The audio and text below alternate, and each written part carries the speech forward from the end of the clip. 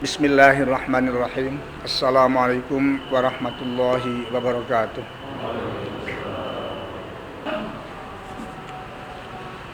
Alhamdulillahi hamdan bila ghayah wa syukran bila nihayah. Salatan wa salaman ala rasulillah sayyidina Muhammad ibn Abdillah wa ala alihi wa sahbihi wa man tabi'ahu hudahu wa wala ma ba'd. Al-mukarramun wal mukarramat yang saya hormati, terutama para pengurus PKM mulai dari jajaran ketua sampai semuanya, jamaah subuh Masjid Al-Hakim, ibu bapak, saudara-saudara yang dirahmati Allah. Usai penaikan puji dan syukur kehadirat Allah Subhanahu wa taala serta selawat dan salam untuk Nabi dan Rasulnya yakni Muhammad sallallahu alaihi wasallam, izinkan saya Muhammad Amin Suma mengucapkan terima kasih yang tiada terkira atas kehormatan yang diberikan kepada saya untuk bersama-sama ibu bapak sekalian membedah salah satu karya yang saya tulis. Di antara yang terkini adalah saya beri judul Filsafat Niat. Ibu bapak yang saya hormati, perjalanan hidup dan kehidupan semua dan setiap orang pasti memiliki sejarahnya sendiri-sendiri, pengalamannya sendiri-sendiri. Tetapi Allah menciptakan segala sesuatu dalam banyak hal, ada atau bahkan banyak kemiripannya, kesamaannya, di samping perbedaan-perbedaannya itu. Kita sama-sama diperintahkan, dianjurkan untuk memetik yang baik-baik dari orang lain dan menjauhkan diri dari orang lain, termasuk dari diri kita, terutama hal-hal yang tidak baik apalagi yang buruk. Banyak hadis yang menyatakan begitu sebagai penjabar dari Al-Quran. Man sanna sunnatan hasanatan falahu ajruha wa ajru man amila biha. Siapa saja orangnya, kapan saja waktunya, di mana saja tempatnya, terutama di masjid, yang memberikan satu titik atau satu nuqtah kebaikan lalu diikuti oleh orang lain, dia akan tetap memiliki saham yang tidak akan pernah terputus selama itu bermanfaat. Sebaliknya, siapa yang menanamkan hal-hal yang buruk kepada siapa saja, pada keluarganya, orang lain, bangsa dan negara serta agamanya, kalau itu buruk, maka tentu dia akan turut memiliki saham. Mohon izin kalau waktu sedikit agak terbatas ini, karena memang perjalanan yang maaf di luar dugaan. Saya hari Rabu kemarin sampai Kamis terbang ke Ciamis untuk menjadi saksi ahli dalam urusan tanda kutip penodaan agama. Enggak, baru pulang kemarin dan ini mau terbang ke Palembang nih, mau berangkat. Mudah-mudahan saya bisa menggunakan waktu ini sesingkat mungkin, sepadat mungkin dan seakurat mungkin. Seperti yang diajarkan oleh filsafat, dia banyak berpikirnya itu sangat luas, sangat mendalam. Tapi yang ingin dicapai hakikatnya adalah apa sih yang bisa memberikan penambahan ketentraman batin kepada kita ini. Karena kita ini terdiri atas jasad, casingnya kita punya. Kita dianugerahi akal fikiran oleh Allah Subhanahu wa taala. Kita juga punya rohani. Nah, rohani ini harus dibimbing oleh nilai-nilai agama. Salah satunya adalah sumbernya hadis. Lebih kurang 62 tahun yang lalu saya mengenali hadis ini sejak duduk di Madrasah Ilaiyah sampai sekarang jadi guru besar. Apa ini kok, kenapa saya tiba-tiba tertarik untuk membahas hadis yang cuma berapa kata itu, innamal a'malu binniyati, yang pokoknya walaupun redaksinya agak panjang, banyak ternyata hafalan-hafalan yang saya diajari oleh guru-guru saya sejak ibtidaiyah, SD dan seterusnya. Lalu keluasan dan kedalamannya itu baru saya temukan justru setelah memiliki jam terbang yang banyak, baik berhubungan dengan tempat maupun dengan banyak hal-hal itu. Salah satunya ini. Setelah meringkuk saya di rumah sakit selama 45 hari, seumur hidup belum pernah sholat saya itu telentang melihat langit yang ada langit-langit. Alhamdulillah perenungan semakin banyak. Selama ini juga merenung, tapi rasanya secara fisik belum terdidik karena lebih banyak sehatnya. Dan alhamdulillah yang namanya masuk rumah sakit itu jarang sekali. Seumur hidup itu baru 1 kali saya terpaksa dirawat karena kecapean, Jawa Timur. Selebihnya itu paling-paling berobat ringan. Begitu kena COVID selama 45 hari, betul-betul sholat nggak bisa, jangankan mau berdiri, duduk juga nggak bisa. Tiduran juga nggak mampu untuk miring, untuk mutaji yang sering didebatkan itu. Karena saya harus terlentang betul ke atas. Ternyata lebih sulit sholat, karena kami coba-coba antara tidur miring dengan terlentang itu. Ini menurut saya bisa jadi orang lain, guru saya, tetangga saya, mungkin kawan saya, atau teman diskusi saya nih, beliau nih mengaku pernah ikut pengajian saya di Jakarta Ulinuha Jakarta Center, belum pernah ngalami saya. Ya. Padahal diskusinya, perdebatannya kenapa sampai misalnya sebagian ulama wajib hukumnya tidur miring. Ternyata sulit, nggak bisa. Nah ini kaitannya dengan niat itu luar biasa, Pak. Ini diantara satu rahasianya, kenapa saya tertarik untuk menulis hadis ini. Hadis ini menurut pendekatan ilmu hadis, perawinya dari kalangan sahabat radhiyallahu anhum itu hanya Umar bin Al-Khattab radhiyallahu anhu. Tidak ada sahabat lain yang meriwayatkan hadis ini. Jadi masuk kategorinya hadis ahad. Hadis yang disampaikan oleh seorang saja. Atau paling hebat beberapa orang. Tapi saya cenderung kalau ini hadis cuma 1 orang, berdasarkan literatur yang ada. Lalu mikir saya, biasanya hadis ahad itu tertolak setidak-tidaknya sebagian ahli, baik itu ahli hadis maupun ahli fikih, keberatan menggunakan hadis ahad itu, kecuali 1-2. Salah satunya Al-Imam Asy-Syafi'i rahimahullah yang memungkinkan hadis ahad digunakan untuk hujjah. Lalu saya merenung, apa kira-kira ini rahasianya? Alhamdulillah menemukan jawaban. Umar bin Al-Khattab radhiyallahu anhu ini adalah sahabat yang dulunya sangat kontroversial. Karena sebelum masuk Islam beliau ini ada orang yang paling benci kepada Muhammad SAW. Kebenciannya itu tidak dilampiaskan kepada Muhammad SAW karena selalu dilindungi Allah Subhanahu Wa Taala. Loh kok saudara perempuannya yang dari sasaran?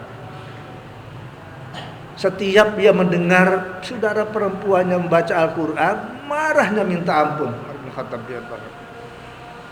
Sampai pernah dikasari oleh dia. Tapi adiknya ini apapun resikonya. Sampai satu ketika Umar bin Al-Khattab yang kala itu bisa disebut asyaddu qaswah, hatinya kelewat keras bagaikan batu lumpuh. Kenapa? Salah satunya, kalau hidayahnya pasti dari Allah Subhanahu Wa Taala.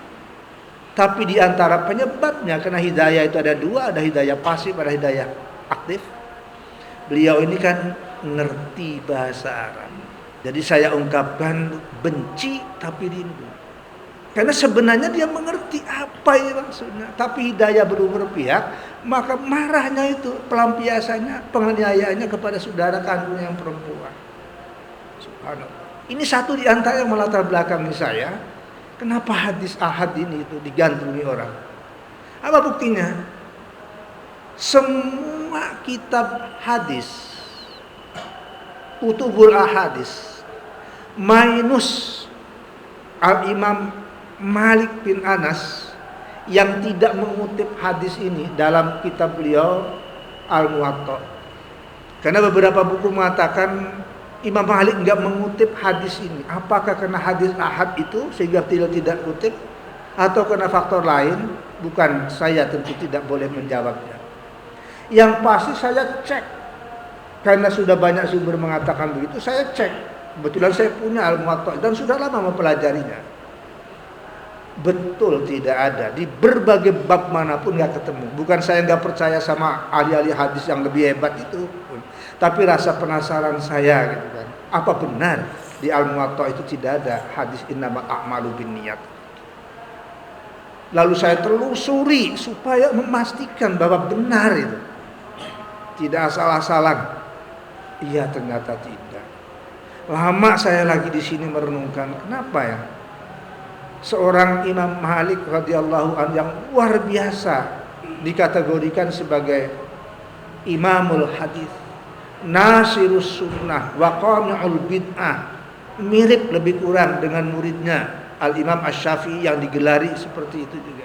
Tapi kok tidak memuat hadis ini? Saya cari. Diilhami karena saya ini gelutannya adalah dengan fikih usul fikih di samping tafsir ahkam dan hadis ahkam. Teringat kalau diajari contoh nasikh mansuh mulai dari usul fikih yang dasar sampai usul fikih yang tertinggi sekalipun, nyaris selalu memberikan contohnya itu hadis yang konon katanya, maaf, asyaikhu wasyaikhatu idza zanaya farjumuhumal battata. Ini dinisbahkannya kepada Umar bin Khattab radhiyallahu an. Ada apa gerangan tidak kepada yang lain? Sampailah saya pada kesimpulan, mudah-mudahan kesimpulan ini tidak menyimpang, nauzubillahi min dzalik. Karena Umar bin Al-Khattab radhiyallahu an ini walaupun masuk Islamnya relatif lebih belakangan dibanding Sayyidina Ali bin Abi Thalib terutama, atau bahkan dibanding Utsman radhiyallahu anhu, sekali lagi apapun juga dibandingkan Abu Bakar As-Siddiq radhiyallahu anhu.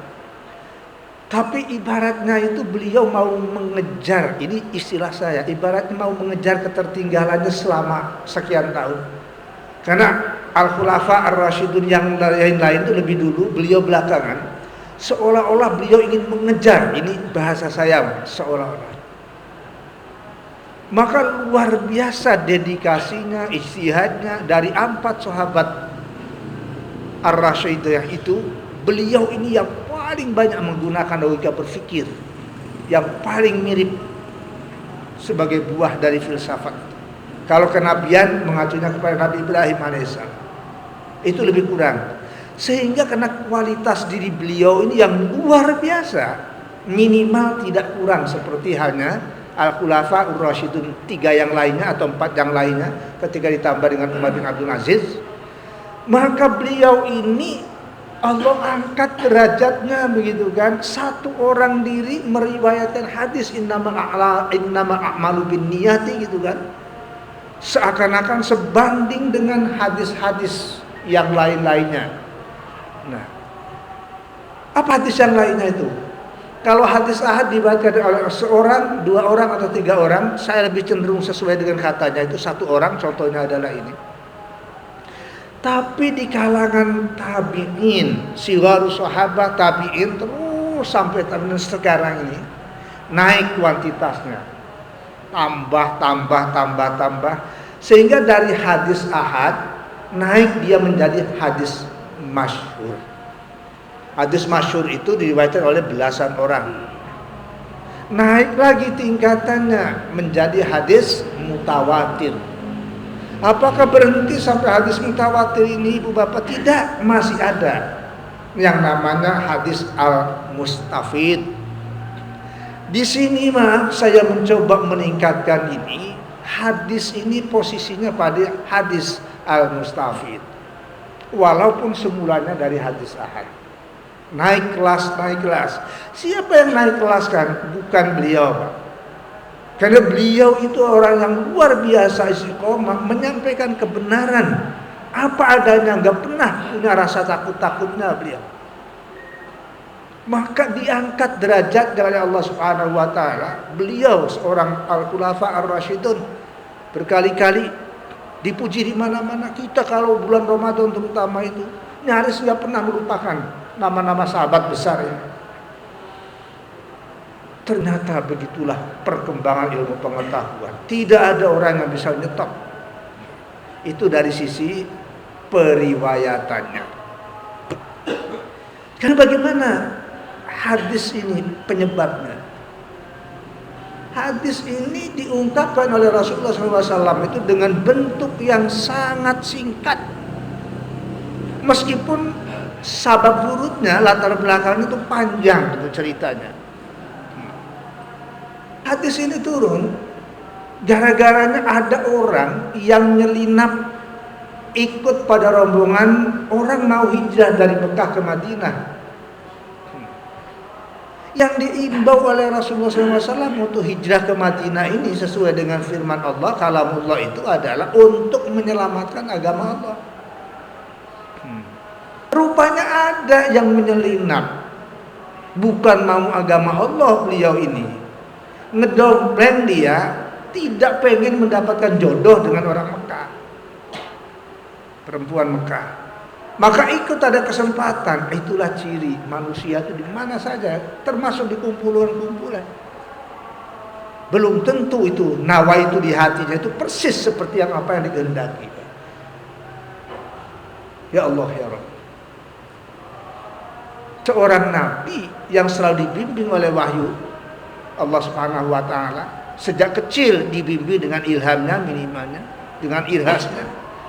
Sampai ada orang yang linap di situ saja, dari sekian banyak orang itu Allah beritahu seakan-akan, awas Muhammad, perhatikan di belakang Anda itu siapa saja.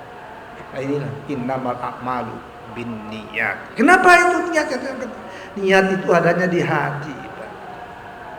Dalam lautan tak sedalam cintamu. Di sini masalah. Maka orang sering mengatakan sakitnya tuh di sini. Semua ulama sepakat niat itu tempatnya ada di dalam hati. Enggak di bibir, tidak di tangan, tidak di hidung, tapi di dalam hati. Qalb. Inilah kalau Al-Imam Al-Ghazali rahimahullah sampai mengatakan qaid yang sebenarnya, qaid itu pimpinan. Ya. Pemimpin organ tubuh kita ini sejatinya adalah hati menurut beliau. Bukan yang lain-lain. Komandannya itu. Yang lain-lain itu prajurit. Apa kata hati dilaksanakan oleh semua panca indera kita ini. Meskipun ada sebagian yang mengatakan akal pikiran komandan ini, yang mengeksekusi adalah yang mengeksekusi tubuh. Tapi saya perhatikan di Quran, ternyata kadang-kadang qulub itu dimaknakan dengan akal pikiran. Saking tipisnya perbedaan akal dengan hati dan saking bersesuaiannya dengan itu. Kadang-kadang kontras pikirannya, hati kita begini, akal kita begini. Ya. Makanya nggak ada hati bulus kan insyaallah ya. Yang ada akal bulus. Coba hati bulus tuh nggak ketemu. Karena hati sejatinya adalah dia akan konsisten. Tapi kalau akal bisa akal-akalan bahkan akal bulus. Jadi peribahasa-peribahasa itu banyak yang bermakna buat kita. Ibu bapak hadirin sekalian saya hormati, maaf supaya ada kesempatan waktu bertanya jawab. Saya sebagai rasa tanggung jawab, saya yakin saya juga tidak puas nih, waktu terbatas. Mungkin sesudah saya pamit nanti itu masih boleh saya melayani lewat WA, tapi mungkin 3 hari yang akan datang setelah pulang dari Palembang, tidak dalam 1 hari lagi. Andai kata ada pertanyaan belum saya jawab. Untuk lengkapnya maaf, mudah-mudahan alim dalik Allahumma ba'inna, jauhkan ya Allah, jangan sampai ngarang buku ini lalu seakan-akan menjadikan masjid dijadikan pasar ya Allah. Tidak Pak. Mudah-mudahan bukan di situ Pak, tapi ingin kayak apa ini tulisan ini manfaatnya buat ibu dan bapak. Ini baru di bedah yang kedua ini. Yang pertama di bedah di pertama Kabupaten Bogor yang kedua ini di Palembang akan dibedah lagi nih nanti hari Senin dan Selasa. Demikian pengantarnya Pak Moderator. Terima kasih. Dipersilakan kalau ada pertanyaan. Baik, yang disampaikan Pak Susahannya. Barangkali ada pertanyaan dari Bapak Ustaz.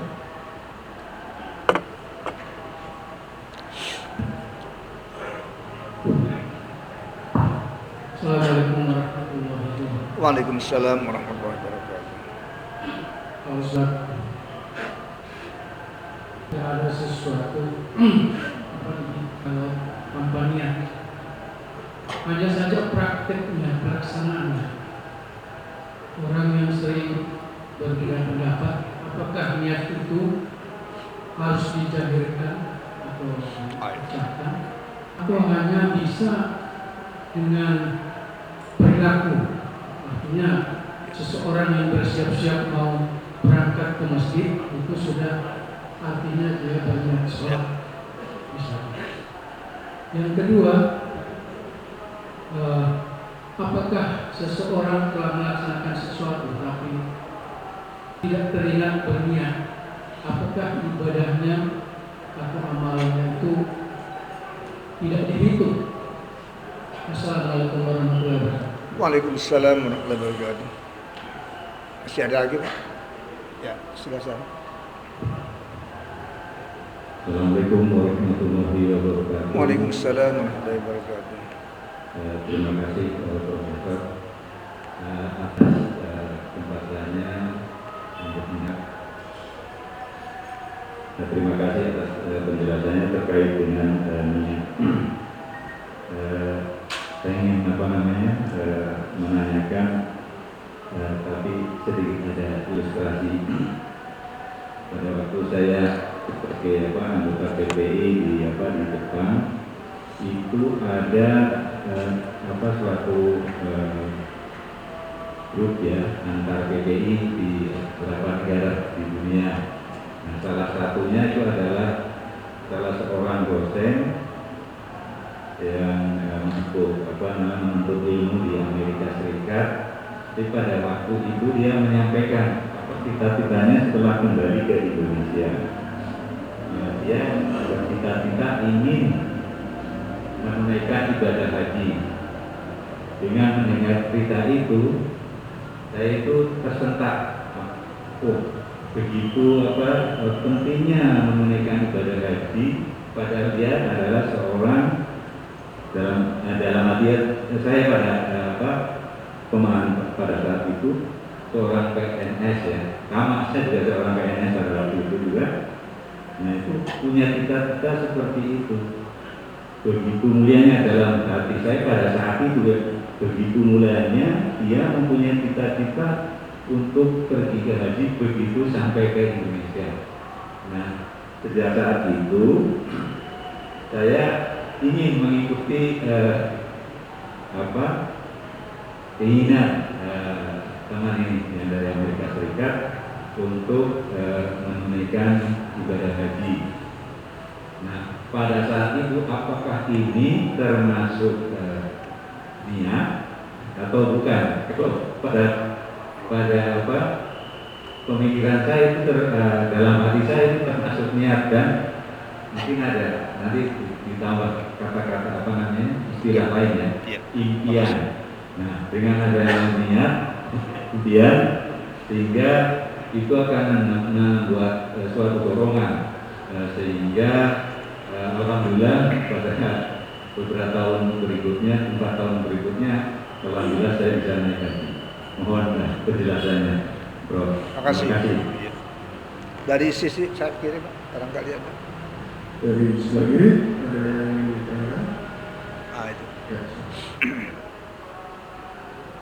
Assalamualaikum warahmatullahi wabarakatuh. Waalaikumsalam. Ini menarik sekali mengenai niat ya. Yang pertama adalah kenapa berkuliah. Yang kedua bagaimana lulus haji dan kita jadi istiqomah untuk ya untuk supaya lulus. Terima kasih. Waalaikumsalam.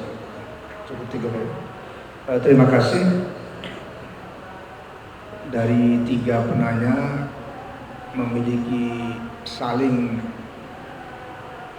hubungan yang sangat erat. Pertama, pertanyaan terkait dengan soal teknik niatnya itu sendiri.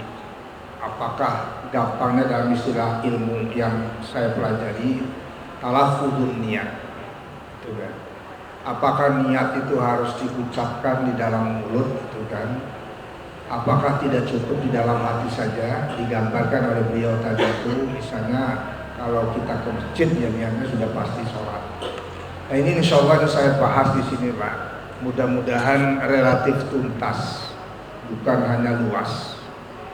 Karena ini memang pada tahun 60-an, 70-an itu debat tentang talaffudzun niat itu luar biasa. Saya termasuk yang mengikuti itu, perkembangan pengetahuan agama pada waktu itu. Ya, terutama antara orang-orang yang dikategorikan rasional dengan orang-orang yang terkategorikan, maaf ini sebutan-sebutan ya, yang tidak perlu menjadi ya. Tapi saya menyimpulkan di sini semua ulama sepakat bahwa tempat niat itu adanya di hati. Mahallun, tempat niat itu fil qalb. Itu selesai tuntas. Tinggal pertanyaan berikutnya, nah ini ke dalam hati, apakah harus dikeluarkan lewat mulut yang ditalaffuzkan, dilafalkan? Kalau sholat usolli fardol, kita baru saja misalnya usolli fardol subhi rakaataini dan seterusnya. Nawaitu shauma ghadin an ada ifati syai ramadana dan seterusnya. Labbaik Allahumma labbaik dan seterusnya. Nah, ini. Nah inilah mulai perbedaan pendapat. Tapi saya simpulkan perbedaan pendapatnya alhamdulillah tidak ada yang mengatakan kalau tidak talaffuz itu lalu batal. Nah, ini yang penting kuncinya buat bagi saya. Karena apa? Karena hukum pelafalannya itu, hukum menyatakan usolli fardhu dzuhrinya itu tidak ada yang mengatakan wajib. Tertingginya cuma anjuran sunnah. Ini melegakan buat hati saya. Ya. Kalau sampai ada yang mengatakan batal, waduh subhanallah ini kan. Kontradiksinya tadod, bukan tanabur, kata istilah kalau lain. Makanya di sini kami katakan itu kan akan kaitannya dengan urusan ketentraman Pak ya, kekhusyuan sholat bagi orang. Bagi orang yang sudah terbiasa sejak kecil terdidik itu Pak, wah menghilangkan talaffuz itu rupanya buat lain Pak.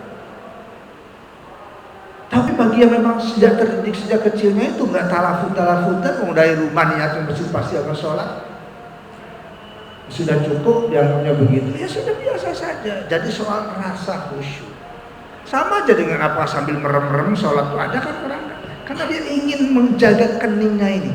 Sementara dia mengatakan makruh. Jadi di sini sebenarnya maaf betul-betul personal sifatnya. Tapi kalau gerak-gerik tubuh kita itu sampai mengganggu rukun sholat, saat sholat menjadi tidak sah. Nah ini hebatnya di sini, luar biasa di situ Pak. Nah, jadi itu niatnya wajib, talaffuznya itu tadi yang ikhtilaf, itu kan. Paling tinggi kalau terjadi suatu yang agak penyimpangan dalam arti tidak sebagai mestinya itu makruh.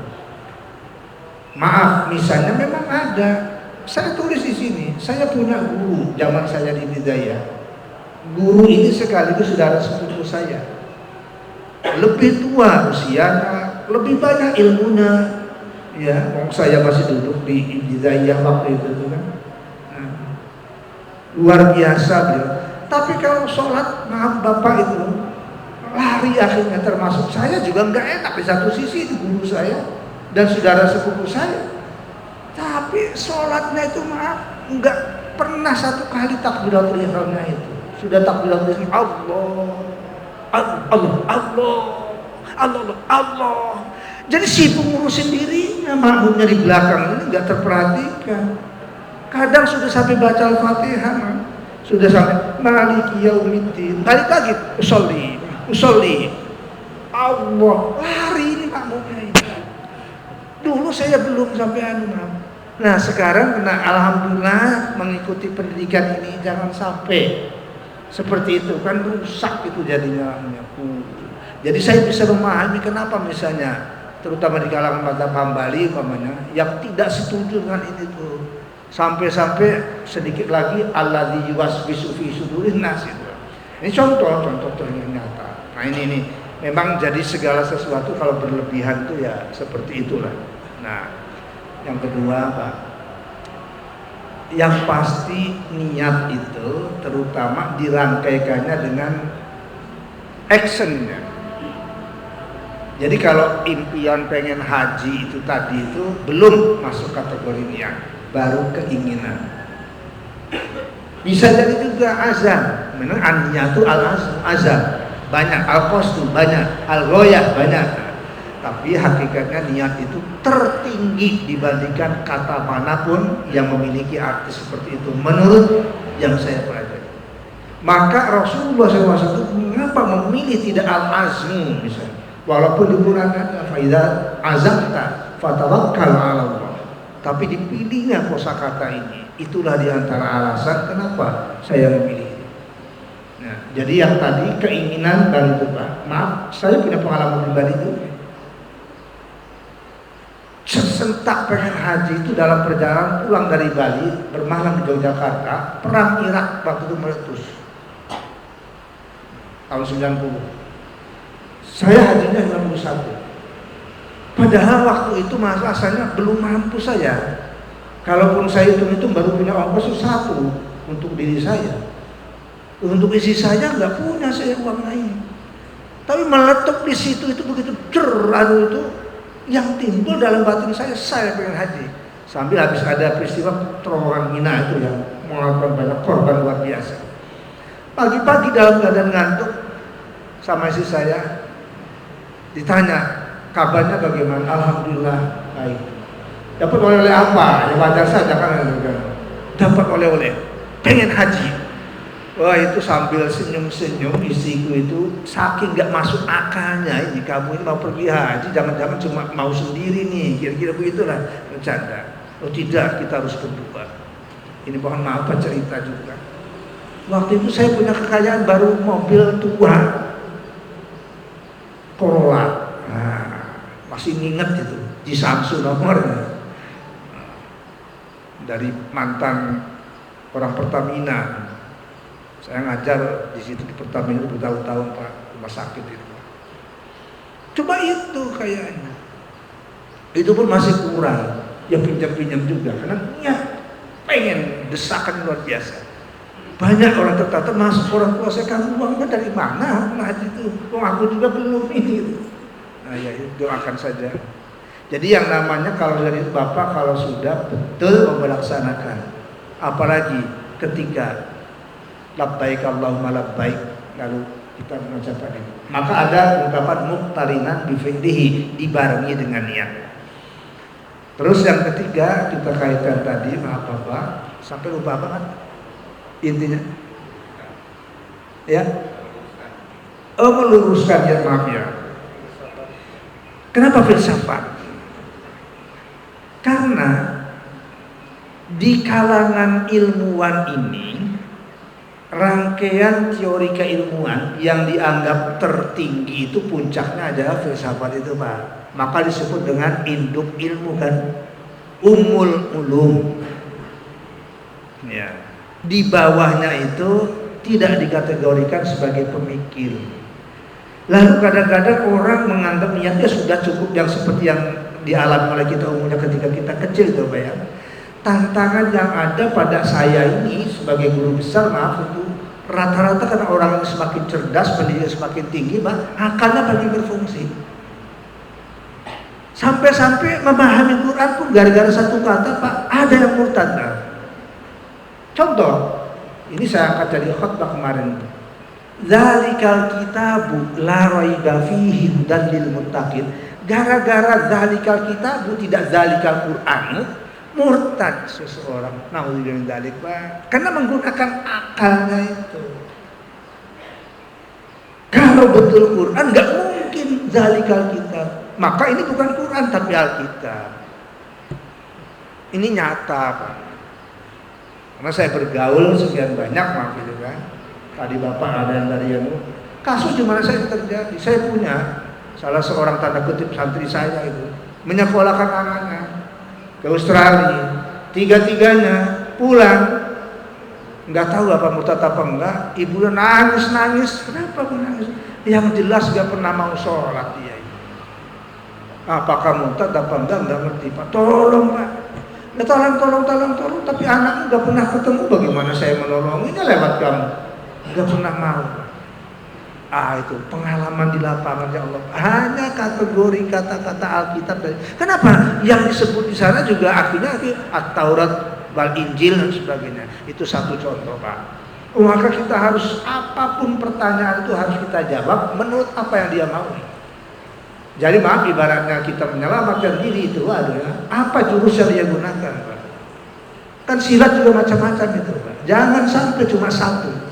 Kenapa? Ya itu pelayan harus menyampaikan hal yang seperti itu, Pak. Makanya ini kita tulis di sini, mudah-mudahan ini bermanfaat, gitu kan. Saya tidak tahu kenapa ini gambar yang diberikan ini juga bukan ide saya, Pak. Coba kamu carikan mana yang paling cocok di antara foto-foto yang saya itu. Ini mohon maaf, Pak, subjektif saya ini, tapi mudah-mudahan berusaha untuk objektif. Betul salah apakah apa itu adalah Bapak berhak menilai, karena saya tidak bermaksud aja dari Bapak mengikuti saya, sama tidak.